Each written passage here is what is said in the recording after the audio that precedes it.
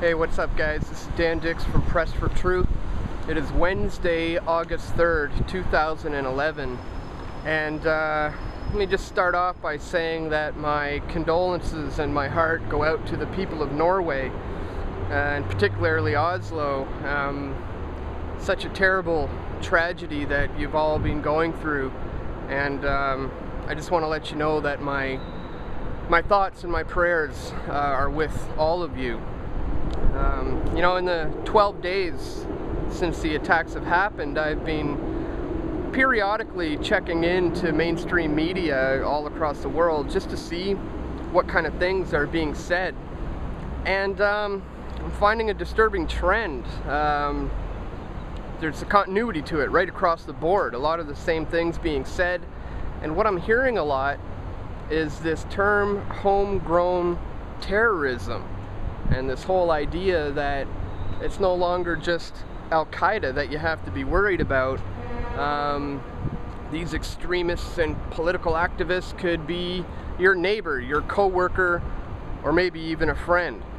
And it's such a dangerous road to go down. I mean, when you have an invisible enemy and you now make it out so that everybody is potentially a suspect, people will more easily give up some of their rights, their freedoms and liberties in order to feel safe and to have some security for their family.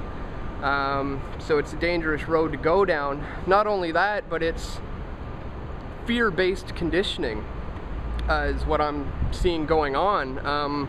What this does essentially is it will condition people for similar attacks in the future, so that when something does happen, first thing people think is extremists and terrorists is the first thing that pops into their minds. We've certainly had our fair share of this kind of fear-mongering here in Toronto. I mean, many of you may be familiar with the case of the Toronto 18. This group of guys who were arrested on terrorism charges. It was alleged that they were going to storm Parliament and behead the Prime Minister and then take over the CBC downtown to broadcast their message. And you know, in the days and weeks and months that followed, it turns out that some of these guys were set up by a CSIS informant, and there was also some involvement with the RCMP. And you know, this isn't the first time that this has happened in Toronto. Back in 2003, 24 guys were arrested here with terrorism charges. It was alleged that they were going to try to blow up a nuclear facility and bomb the CN Tower.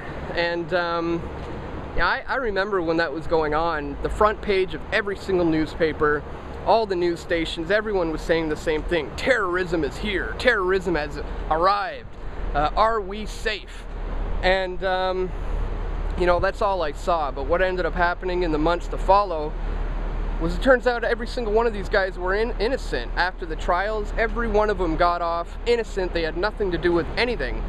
And you know, that barely got mentioned in the back of newspapers. But by then the damage had already been done. It was already ingrained into people's minds that there is this threat from homegrown extremists. And yeah, I just think it's the dangerous road to go down, because more often than not, it's like 9 times out of 10 when you look into these things, you will find out that there is usually government involvement. Now, I'm not necessarily saying that's the case with what's going on in Norway. It's too soon to tell. There's still a lot of info coming out. I'm just saying you have to be aware of how these events are perceived, especially when it's coming from the mainstream. Another thing I'm hearing them all say is that this guy was a Christian and a Knights Templar. And sometimes in the same breath, in the same sentence, I will hear that. You know, it is such an oxymoron. I mean, those two are so diametrically opposed, it just doesn't even make any sense. Especially when you consider the history of Christianity in relation to the Knights Templar. I mean, when they originally started, they, for the most part, existed from the 11th century to the early 14th century. And there was originally 9 members, and the order was set up to protect the pilgrims on their crusades to the Holy Land. And the King of Jerusalem at the time had set the Knights up with a house right near the site of the Temple of Solomon, and that's where we get the name the Knights Templars. And they were definitely regarded as a respectable organization in society, and so much so to the point that the King of France and the Pope recognized them, and in 1128 the order was officially sanctioned, and the King and the Pope drew up their laws that these guys were to be bound by poverty, chastity, and obedience.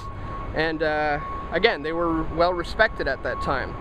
But what a lot of people didn't know yet at that time was that these guys had they had an interesting background, and they had some sinister motives. Not only did they hold knowledge that had been handed down to them about how to manipulate the masses through the banking system, they also held ancient Kabbalistic teachings about how to utilize the occult to their advantage and to use it to gain their aspirations and goals. But again, a lot of people didn't know about this yet, so they were willingly signing up. And to join the Knights Templars, you would have to sign over all your wealth to them and your land to them. And this really wasn't a problem for the people at the time. I mean, for a noble gentleman to... It was an honor for a noble gentleman to have his children as a member of this elite group. So in that way, they were able to amass a huge amount of wealth. And by the 12th century, they had spread themselves all across Europe. They were incredibly wealthy, incredibly powerful. They had control of the banking system, control of the military. They were the military. They were knights. And so by the 12th century, it had spread all over Europe and became huge. And it was early in the 14th century that the general population began to really grow weary of these guys and began looking into their motives and investigating who are they from, what are they all about, what do they want.